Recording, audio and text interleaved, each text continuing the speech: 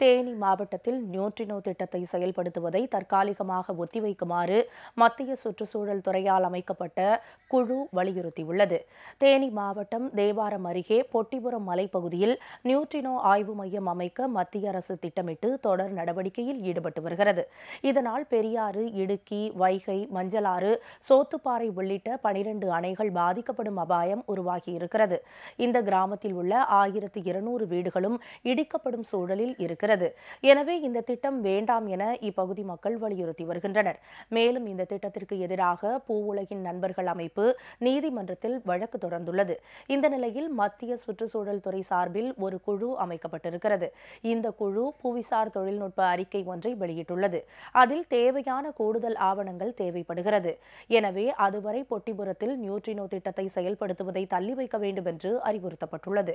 இந்த திட்டத்திற்கு நிராகரிப்பதற்கு பதிலாக கூடுதல் ஆவணங்கள் கேட்டு அதன் முடிவை ஒத்திவைத்தது என்பது ஆச்சரியமாக உள்ளது என்று பூவுலகின் நண்பர்கள் குழுவின் ஒருங்கிணைப்பாளர் சுந்தரராஜன் தெரிவித்திருக்கிறார்.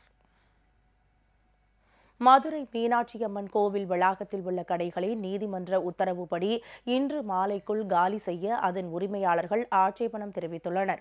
ஆனால் கடைகள் அனைத்தும் காலி செய்யப்படும் என அறநிலையத்துறை அறிவித்துள்ளதால் அங்கு பரபரப்பான சூழல் நிலவுகிறது. இதுகுறித்த கூடுதல் விவரங்களை தருகிறார் எமது செய்தியாளர் ராஜேந்திரன். வெள்ளிக்கிழமை கடந்த 2ஆம் தேதி வெள்ளிக்கிழமை திடீரென நள்ளிரவில் தீ விபத்து ஏற்பட்டது. இந்த தீயினை கட்டுப்படுத்துவதற்காக தீயணைப்பு நள்ளிரவில் கிட்டத்தட்ட 60க்கும் மேற்பட்டோர் வந்து தீயணைப்பு பணியில் ஈடுபட்டனர். கிட்டத்தட்ட 3 மணி நேரம் போராடி அந்த தீயை கட்டுக்குள் கொண்டு வர. மேலும் மீனாட்சி அம்மன் கோயிலில் உள்ள ஆயிரங்கால் மண்டபம் அருகே உள்ள வசுந்தராயர் மண்டபத்தில் கிட்டத்தட்ட 7000 சதுரடி தீயில் மேற்கூரைகள் கருகி சாம்பலாயின. அதனைத் தொடர்ந்து 70க்கும் மேற்பட்ட கடைகள் எரிந்து சாம்பலாயின. அதனைத் தொடர்ந்து பொதுமக்களும் அரசியல்வாதிகளும் மற்றும் ஆர்ப்பாட்டத்தில் ஈடுபட்டனர். அதனைத் தொடர்ந்து பல்வேறு துறையினர் ஆய்வு செய்து வந்தனர் மற்றும் ஆட்சித்தலைவர் வீரராக பார்வையிட்டார். ஆட்சித்தலைவர் வீரராக பார்வையிட்ட எந்த பகுதியும் சேதமடையவில்லை. வசுந்தராயர் மண்டபத்தில் 7000 சதுரடி மட்டுமே சேதமடைந்துள்ளது. சீரமைக்கும் மிக விரைவில் நடைபெறும். அந்த சீரமைப்பு முன்னதாக இருந்தது போலவே சீரமைக்கப்படும் என தெரிவித்தார். அதனைத் தொடர்ந்து நேற்று கிட்டத்தட்ட 1 வார காலமாக கடைகள் அடைக்கப்பட்டுள்ளது. மதுரையில் மீனாட்சி அம்மன் கோயில் உள்ளே உள்ள 130 கடைகளும், திருமண்டபத்தில் உள்ள 160 கடைகளும், கிட்டத்தட்ட 310 கடைகளும் வந்து 1 வார காலமாக மூடப்பட்டுள்ளது. இதனைத் தொடர்ந்து 1 வார காலமாக வியாபாரிகள் மிகவும் சங்கடத்துக்குள்ளாகினர். மேலும் நேற்று உயர்நீதிமன்றத்தில் கடைகளை அடைக்கும்படி உத்தரவிட்டது. அதனைத் தொடர்ந்து 3 வார காலத்திற்குள் கடைகளுக்கு பாதுகாப்பு அளிக்கப்படும். 3 வாரங்கள் முடிந்தவுடன் அந்த கடைகளை அப்புறப்படுத்த வேண்டும் என கோயில் நிர்வாகிகள் உத்தரவிட்டனர். அதனைத் தொடர்ந்து மதுரையில் கோயில் வியாபாரிகள் மிகவும் ஆழ்ந்த கவலையில். உள்நாட்டு குழப்பம் முற்றியுள்ள மாலத்தீவில் முக்கிய தொலைக்காட்சி நிலையம் இன்று கட்டாயமாக மூடப்பட்டுள்ளது. இந்த பிரச்சினை தீவிரமடைந்துள்ள நிலையில் இந்திய பசிபிக் பிராந்தியத்தில் நிலவும் பாதுகாப்பு சூழல் குறித்து அமெரிக்க அதிபர் டிரம்ப் பிரதமர் மோடியுடன் அவசர ஆலோசனை நடத்தியுள்ளார். இதுகுறித்த விரிவான தகவல்களை தருகிறார் எமது டெல்லி செய்தியாளர் விக்னேஷ்.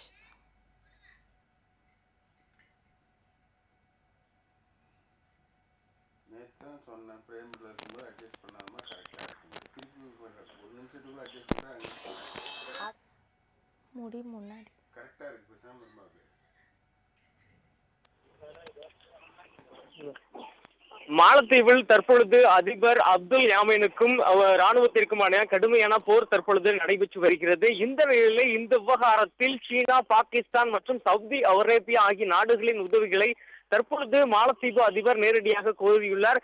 மாலத்தீவின் அதிபர்கள் மற்றும் தூதுவர்களை அழைத்து இது சம்பந்தமாக பேச்சுவார்த்தை நடத்தியுள்ளார். இந்த விவகாரத்தை நீங்கள் உடனடியாக தலையிட்டு உடனடியாக முடிவுக்கு கொண்டு வர வேண்டும் என்ற ஒரு உதவியை கேட்டுள்ளார். இந்த நிலையிலே இந்த விவகாரத்தில் ஏற்கனவே இது சம்பந்தமாக இந்தியாவிடம் அவர் எந்தவித உதவியும் கோரவில்லை. இந்தியா தலையிடுவதில் மாலத்தீவு அதிபர் தற்பொழுது விருப்பம் காட்டவில்லை என்ற ஒரு தகவல்கள் தற்பொழுது வெளிவந்துள்ளது. இந்த நிலையிலே இன்றைய தினம் அமெரிக்க அதிபராக இருக்கக்கூடிய அதிபர் டிரம்ப் மற்றும்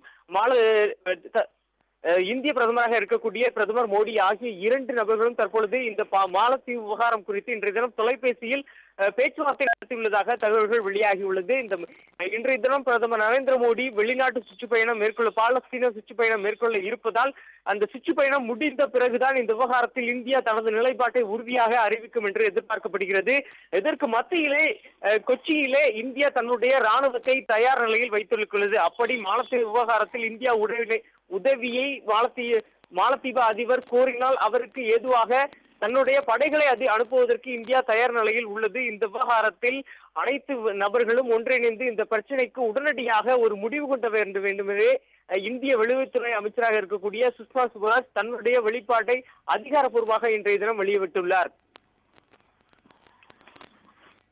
ஆண்டாளை அவதூறாக விமர்சித்ததாக கவிஞர் வைரமுத்துவை மன்னிப்பு கேட்க வலியுறுத்தி ஸ்ரீவில்லிபுத்தூரில் மணவாள மாமுனிவர் மடத்தின் ஜீயர் இன்று 2வது நாளாக உண்ணாவிரத போராட்டத்தில் ஈடுபட்டுள்ளார். இதனால் ஸ்ரீவில்லிபுத்தூரில் பரபரப்பு நிலவி வருகிறது. அவரை பிஜேபி தேசிய செயலாளர் H. ராஜா ஜீயரை சந்தித்து பேசியுள்ளார். இதுகுறித்து நமது செய்தியாளர் கார்த்திக் தரும் விரிவான தகவல்களை கேட்கலாம். ஆண்டாள் சன்னதியில் மன்னிப்பு கேட்க வேண்டும் என வலியுறுத்தி தொடர் உண்ணாவிரத போராட்டத்தை 2வது நாளாக தொடங்கியுள்ளார். எதற்காக என்று கேட்டால், விருதுநகர் மாவட்டம் ராஜபாளையம் கடந்த 7ஆம் தேதி ராஜபாளையத்தில் நடைபெற்ற தனியார் நிகழ்ச்சியில் தமிழை ஆண்டாள் என்ற தலைப்பில் ஆண்டாள் குறித்து அவதூறாக அமெரிக்காவின் தனியார் பல்கலைக்கழக ஆசிரியர் தெரிவித்த கருத்தை மேற்கோள் காட்டி வைரமுத்து பேசியிருந்தார். இது இந்து மக்களின் மனதை புண்படுத்தும் விதமாகவும் பேசியதாக பாடல் கவிஞர் வைரமுத்து நேரில் ஆண்டாள் சன்னதியில் மன்னிப்பு கேட்க வேண்டும் என வலியுறுத்தி தொடர் போராட்டத்தை நடைபெற்று வந்தனர். கடந்த ஜனவரி 14ஆம் தேதி தொடர்ந்து போராட்டம் நடைபெற்று வந்தது. அதனைத் தொடர்ந்து ஜனவரி 17ஆம் தேதி உண்ணாவிரத போராட்டத்தையும் ஆரம்பித்தார். 2 நாட்கள் உண்ணாவிரத போராட்டம் நடைபெற்றது. உயர் அதிகாரிகள் சமூக ஆர்வலர்கள் கூறிய கருத்தின் அடிப்படையில் உண்ணாவிரத்தை கைவிட்டார். அதனைத் தொடர்ந்து ஜனவரி 23ஆம் தேதி தமிழை ஆண்டாள் என்ற தலைப்பில் வெளியிட்ட பத்திரிகை தினமணி ஆசிரியர் வைத்தியநாதன் நேரில் மன்னிப்பு கேட்டு சென்றார். அதன் பின்பு தொடர்ந்து வைரமுத்து மன்னிப்பு கேட்டால் மட்டுமே அந்த பிரச்சனையை கைவிடும் என ஜீயர் அறிவித்திருந்தார். அதனைத் தொடர்ந்து பிப்ரவரி 3ஆம் தேதி வரை அவருக்கு கால அவகாசம் கொடுக்கப்பட்டிருந்தது. தொடர்ந்து வைரமுத்து வராதனால் நேற்று முதல் ஜீயர் தொடர்ந்து உண்ணாவிரத போராட்டத்தில் ஈடுபடுகிறார். இன்று 2வது நாளாக உண்ணாவிரத போராட்டம் தொடங்கியுள்ளார்.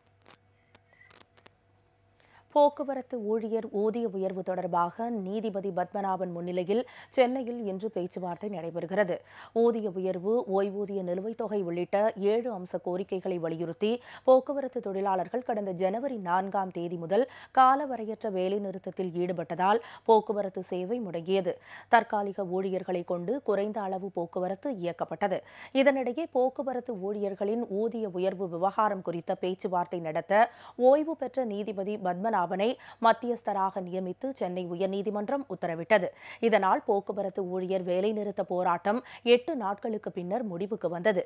இந்த நிலையில் போக்குவரத்து ஊழியர் ஊதியம் குறித்து மத்தியஸ்தர் பத்மநாபன் முன்னிலையில் இன்று பேச்சுவார்த்தை நடைபெறுகிறது.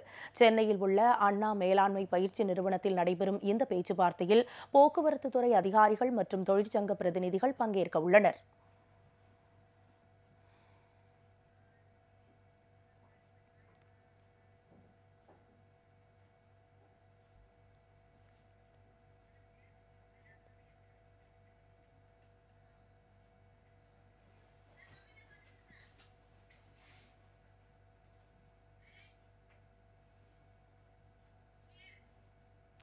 கட்சி வளர்ச்சி பணிகள் தேர்தலை எதிர்கொள்ளும் விவகாரம் குறித்து மாவட்ட வாரியாக ஆலோசனை நடத்தி வரும் திமுக செயல் தலைவர் ஸ்டாலின் இன்று சேலம் மாவட்ட நிர்வாகிகளுடன் கலந்தாலோசனை நடத்தி வருகிறார்.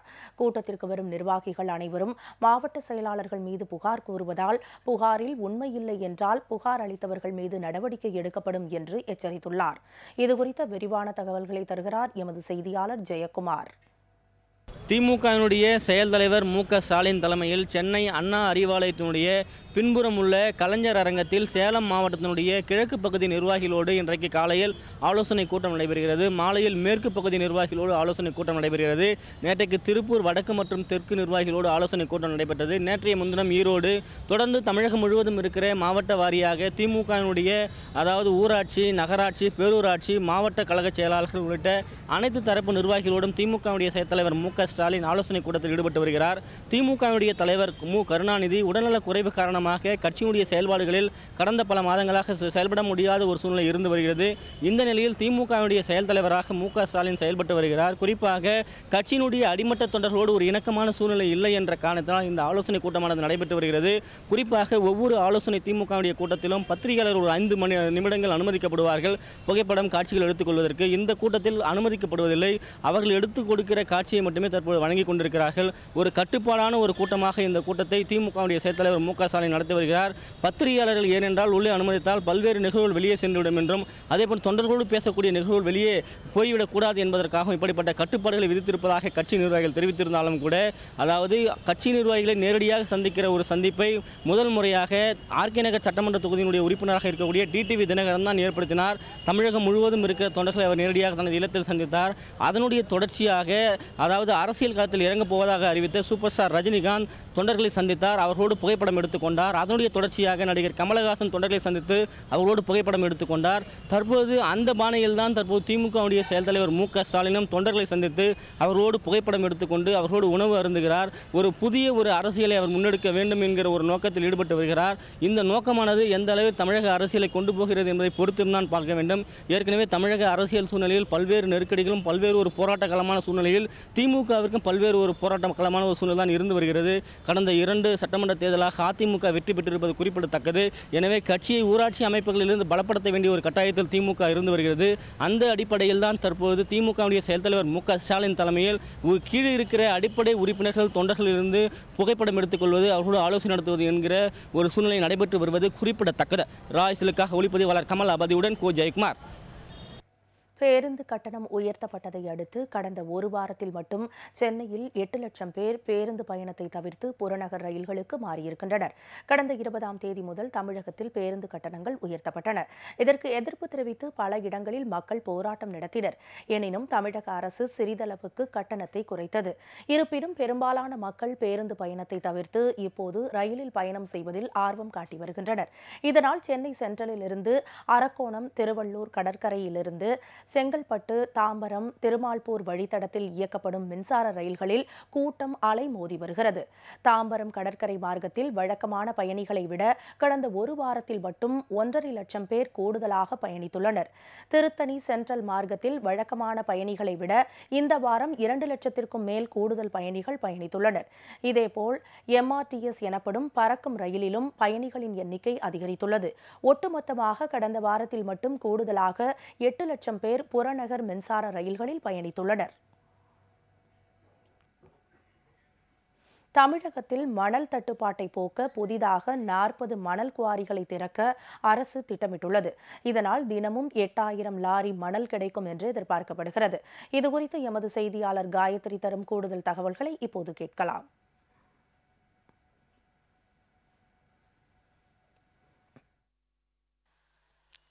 தமிழகத்தில் புதிதாக 40 மணல் குவாரிகளை திறக்க அரசு திட்டமிட்டுள்ளது. ஏற்கனவே தமிழகத்தில் உள்ள அனைத்து மணல் குவாரிகளையும் 6 மாதத்திற்குள் மூட வேண்டும் என்ற மதுரை உயர்நீதிமன்ற கிளை தீர்ப்பை எதிர்த்து மாவட்ட ஆட்சியர்கள் தொடர்ந்த வழக்கில் சென்னை உயர்நீதிமன்றமும் அதே தீர்ப்பை உறுதி செய்தது. இதனையடுத்து அரசு சார்பில் உச்சநீதிமன்றத்தில் தொடர்ந்த மேல்முறையீட்டு வழக்கில் இடைக்கால உத்தரவு பிறப்பிக்கப்பட்டுள்ளது. எனவே தற்போது தமிழகத்தில் உள்ள 8 மணல் குவாரிகளிலிருந்து தினசரி 4000 மணல் லோடு மட்டுமே அள்ளப்படுகிறது. ஆனால் தமிழகத்தில் தேவை என்பது 12,000 முதல் 15,000 இருக்கிறது. இதனை கட்டுப்படுத்தும் வகையில் ராமநாதபுரம், கடலூர், விழுப்புரம், வேலூர் உள்ளிட்ட மாவட்டங்களில் 40 மணல் குவாரிகளை திறக்க அரசு திட்டமிட்டுள்ளது. இதன் மூலம் மணலின் விலை மற்றும் கட்டுமான பணிகள் முழுவீச்சில் நடைபெறும் என்று எதிர்பார்க்கப்படுகிறது. ராஜ் செய்திகளுக்காக ஒளிப்பதிவாளர் சிவாவுடன் காயத்ரி. வால்பாறையில் 4 வயது சிறுவனை கொன்ற சிறுத்தையை பிடிக்க கோரி அப்பகுதி பொதுமக்கள் விடிய போராட்டத்தில் ஈடுபட்டனர். வால்பாறை நடுமலை எஸ்டேட் பகுதியில் வட மாநில தொழிலாளர்களின் குடியிருப்பு உள்ளது. நேற்று மாலை அங்குள்ள ஒரு வீட்டின் வெளியே ஜார்க்கண்ட் மாநில தொழிலாளியின் 4 வயது குழந்தை செய்துள் விளையாடி கொண்டிருந்தான். அப்போது அப்பகுதிக்கு வந்த சிறுத்தை ஒன்று குழந்தையை அடித்து இழுத்து சென்றுள்ளது. இதையடுத்து அதிர்ச்சியடைந்த பொதுமக்கள் குழந்தையை தேடிய போது தேயிலை தோட்டத்திற்குள் குழந்தையின் தலை துண்டிக்கப்பட்டு உடல் தனியே கிடந்தது.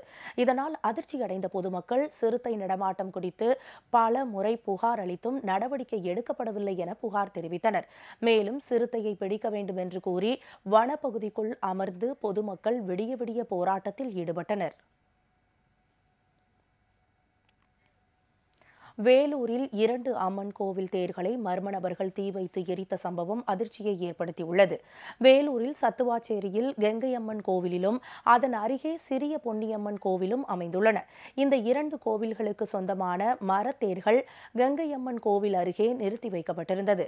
இந்த நிலையில் நள்ளிரவில் மர்ம நபர்கள் 2 தேர்களுக்கு தீ வைத்துவிட்டு தப்பியோடிவிட்டனர். இதனை கண்ட அக்கம் பக்கத்தினர் தங்கள் வீடுகளிலிருந்து தண்ணீரை கொண்டு வந்து தீயை அணைக்கும் பணியில் ஈடுபட்டனர். தகவல் அறிந்து வந்த தீயணைப்பு வீரர்கள் துரிதமாக செயல்பட்டு தீயை அணைத்தனர். தேர்களுக்கு தீ வைத்த மர்ம நபர்களை போலீசார் வலை வீசி தேடி வருகின்றனர். ஒரு 2:30 மணி அளவில் சத்தாச்சேரியில் இருக்கிற திருத்தேர் இருந்துச்சு. அது நம்மளுக்கு எப்படி தெரிஞ்சதுன்னா, கதவு கட்டினவாசி தெரிஞ்சது. சில பேர் இப்போ போலீஸ்காரெல்லாம் நின்றுருந்தாங்க. ஆனால் தண்ணி வீட்டு பக்கத்துலேருந்து எடுத்துன்னு போட்டு அவிச்சு நின்றோம். அதுக்குள்ளேயே ஃபயர் இன்ஜின் ஆஃபீஸ் அவிச்சு இதாகி கொஞ்சம் ஆனால் சேதம் ஆகிட்டு இருக்குது. 2 தேரும் சேதம் ஆகிட்டு இருக்குது. கோவை அருகே சாலை விரிவாக்க பணிக்காக வெட்டப்பட்ட அரச மரம் வேரோடு பிடுங்கி வேறு இடத்தில் நடப்பட்டது. கோவை தடாகம் சாலையில் சாலை விரிவாக்க பணிக்காக 20 வயது அரச மரம் வெட்டப்பட்டது. இதனை அறிந்த தொண்டு நிறுவனத்தினர் அந்த மரத்தை வேரோடு அகற்றி வேறு இடத்தில் நட திட்டமிட்டனர். இதன்படி நேற்று மாலை அரச மரம் ஜேசிபி இயந்திர உதவியுடன் அகற்றப்பட்டு மேட்டுப்பாளையம் அருகே குட்டையூரில் அமைந்துள்ள சாபாபா கோவில் அருகே நடப்பட்டது. சுமார் 2 மணி நேர போராட்டத்திற்கு பிறகு மரம் நடப்பட்டு உயிரூட்டப்பட்டது. இதனை அங்கு திரண்டிருந்த திரளான பக்தர்கள் ஆரவாரம் செய்து மகிழ்ச்சியை வெளிப்படுத்தினர்.